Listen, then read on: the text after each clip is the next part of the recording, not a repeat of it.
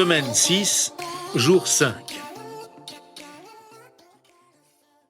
Comment gérons-nous la réalité du péché dans nos vies de croyants? Bonjour et bienvenue à notre série d'études méditatives Dieu au quotidien sur la lettre de Paul aux Romains. Nous en sommes au 5e et dernier jour de notre survol du chapitre 6, un chapitre qui répond à la question que je viens de poser. Comment gérons-nous la réalité du péché dans nos vies de croyants? En portant un regard sur nous-mêmes avec les yeux de la foi. Par la foi, nous nous voyons comme Dieu nous voit. Aujourd'hui, nous allons examiner ensemble les versets 15 à 23 de notre chapitre. J'avoue dès le début que ce que Dieu nous dit dans ce passage est quelque chose que beaucoup d'entre nous préféreraient ne pas entendre. En fait, Dieu nous rappelle une vérité sur nous-mêmes que la plupart d'entre nous préféreraient ne pas admettre. Il nous rappelle que nous sommes tous esclaves de quelque chose. Au verset 15, nous lisons « Quoi donc? Allons-nous pécher parce que nous ne sommes pas sous la loi mais sous la grâce?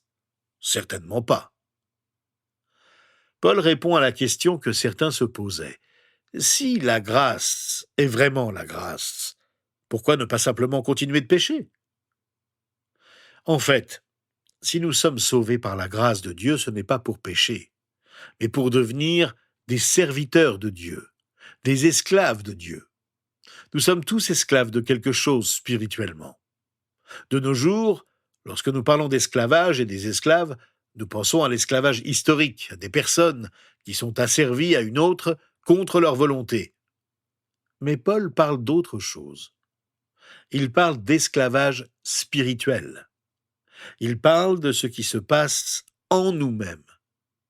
Au verset 16, il nous rappelle que nous sommes tous esclaves spirituellement de celui à qui nous obéissons. Ne savez-vous pas que si vous vous livrez à quelqu'un comme esclave pour lui obéir, vous êtes les esclaves du maître à qui vous obéissez, soit du péché qui conduit à la mort, soit de l'obéissance qui conduit à la justice. Ces paroles sont profondes. Nous sommes tous esclaves de quelque chose, que nous en soyons conscients ou non. Le verset suivant est pourtant rassurant. « Mais que Dieu soit remercié. Alors que vous étiez esclaves du péché, vous avez obéi de tout cœur au modèle d'enseignement auquel vous avez été confiés. » L'expression « modèle d'enseignement » contient l'idée d'un moule d'une forme particulière dans lequel un métal fondu est versé pour qu'il puisse prendre cette forme une fois refroidi.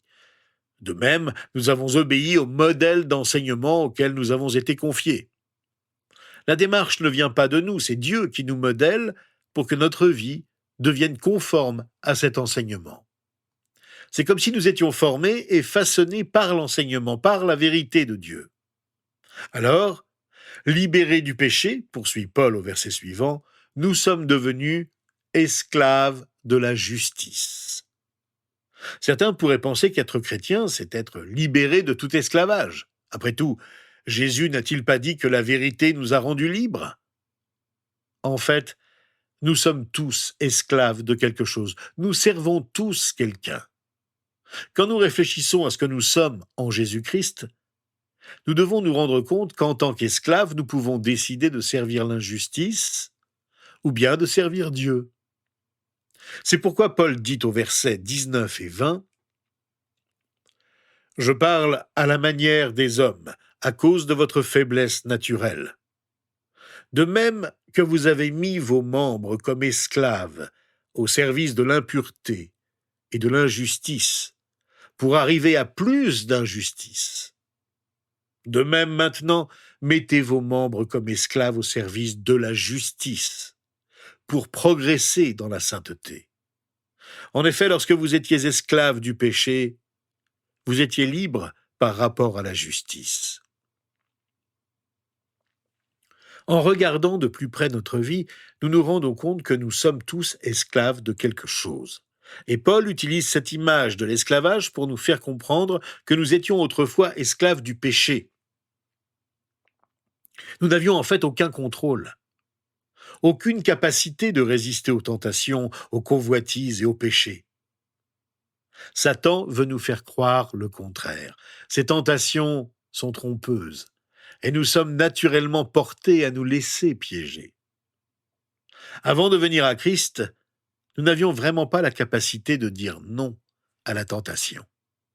Lorsque nous étions esclaves du péché, Dieu ne faisait pas du tout partie de notre vie, nous n'avions rien à voir avec lui, nous vivions complètement indépendants, sans aucune considération pour la justice et pour Dieu, dans l'illusion de la liberté. Mais une fois devenus esclaves de Dieu, nous sommes véritablement libres, libérés du péché et du pouvoir du mal sur nous. Paul nous dit au verset 21 de ce chapitre, « Quels fruits portiez-vous alors? Des fruits dont vous avez honte aujourd'hui, car leur fin, c'est la mort. » Quand j'étais esclave du péché, cela voulait dire que je n'avais rien à voir à faire avec la justice de Dieu. Elle n'avait aucune emprise sur ma vie. Je croyais être libre de faire ce que je voulais faire sans aucune considération pour ce que Dieu voulait que je fasse. Mais être esclave de Dieu signifie que je suis véritablement libre du péché, comme l'affirment les versets 22 et 23. Mais maintenant que vous avez été libérés du péché et que vous êtes devenus esclaves de Dieu, vous avez pour fruit la progression dans la sainteté et pour fin la vie éternelle. En effet, le salaire du péché, c'est la mort, mais le don gratuit de Dieu, c'est la vie éternelle en Jésus-Christ, notre Seigneur. Ce que dit Paul semble évident. Nous avons deux options. Le choix est simple. Qu'allons-nous décider? Allons-nous choisir la liberté, celle de pécher? Mais voilà ce qui arrive lorsque nous décidons d'être esclaves du péché. Premièrement, le péché fait de nous un esclave. Deuxièmement, péché fait honte. Troisièmement, le péché répand la mort tout autour de lui. Le salaire du péché, c'est la mort. Nous sommes libres de choisir de pécher, mais nous devrons en accepter la conséquence inévitable, la mort. Mais que dire de la grâce? Nous pouvons aussi la choisir. Par elle, nous sommes saints. Nous appartenons à Dieu et devenons de plus en plus semblables à lui. Nous avons la vie éternelle. Nous vivrons avec lui pour toujours. J'entends certains dire, j'aimerais avoir un troisième choix. Je ne veux pas être esclave du péché. Je ne veux pas être esclave de Dieu non plus. J'aimerais mener ma vie à ma façon. J'aimerais être libre. En fait, admettons-le tout simplement. Il n'y a pas de troisième choix. Soit nous servons le péché, soit nous servons Dieu. Soit nous aimons le péché, soit nous aimons Dieu. Aucun homme ne peut servir deux maîtres. Aucune femme ne peut servir deux maîtres. Ce passage de la lettre aux Romains affirme que la nature humaine est faite pour servir un maître, un seul maître. Nous pouvons bien sûr le nier, nous forcer à croire que ce n'est pas vrai, mais cela ne change rien à cette réalité que beaucoup détestent, particulièrement dans nos sociétés occidentales où nous tenons beaucoup à notre liberté, à nos libertés, comme à un droit qui ne peut pas être remis en question. La liberté est l'une de nos valeurs majeures. Nous devrions avoir la liberté nationale, nous devrions avoir la liberté d'expression, nous devrions avoir la liberté de la presse, nous devrions avoir toutes ces choses et bien d'autres encore.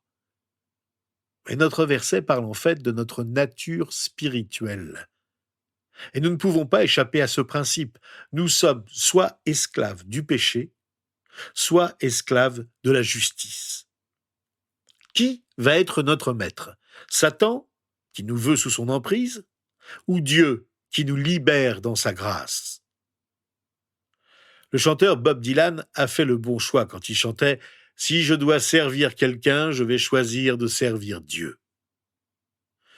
Nous venons de survoler un par un les versets 15 à 23 de notre chapitre, et je propose de terminer notre réflexion sur ce passage si important des Écritures en le relisant dans son ensemble pour mieux nous laisser pénétrer par la vérité qu'il contient. Paul dit à partir du verset 16 : « Ne savez-vous pas que si vous vous livrez à quelqu'un comme esclave pour lui obéir, vous êtes les esclaves du maître à qui vous obéissez, soit du péché, qui conduit à la mort, soit de l'obéissance, qui conduit à la justice. Mais que Dieu soit remercié. Alors que vous étiez esclaves du péché, vous avez obéi de tout cœur au modèle d'enseignement auquel vous avez été confiés. Et une fois libérés du péché, vous êtes devenus esclaves de la justice. Je parle à la manière des hommes à cause de votre faiblesse naturelle.